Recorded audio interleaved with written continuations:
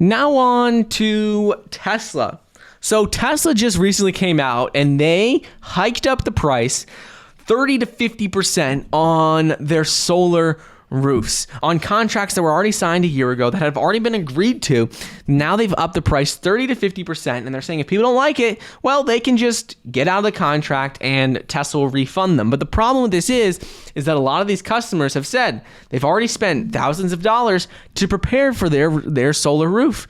And now that they, for their Tesla solar roof, they spent thousands of dollars in other maintenance costs to prepare for it, and they can't get those back. So, for example, one person, they said that originally they were quoted at $77,000 for the roof. They'd already agreed to it, and Tesla sent out an inspector in March who confirmed that everything looked fine. The price, everything looked fine. It didn't look like it was an unusual situation. Their roof looked pretty standard, and that's what they said.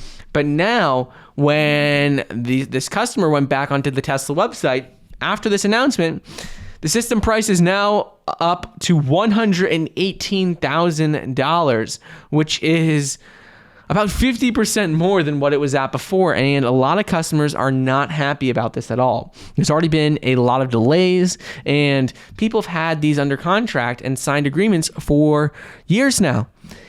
Another thing on top of this is that even though they've increased the price, now in terms of who's going to get their solar roof first, they said whoever's logged on to, sign the new agreement, that's how they're going to be rolling this out. They said, we'll be prioritizing customers based on the order in which they accept their updated agreement. So that's not fair to the people who might have signed it over a year ago versus people who might have signed it 6 months ago, because now it's like everyone was brought back to zero, and whoever got on there first to sign it, they're going to be top priority. So a lot of drama here. I'll make sure to keep you guys updated, but they did increase the price significantly.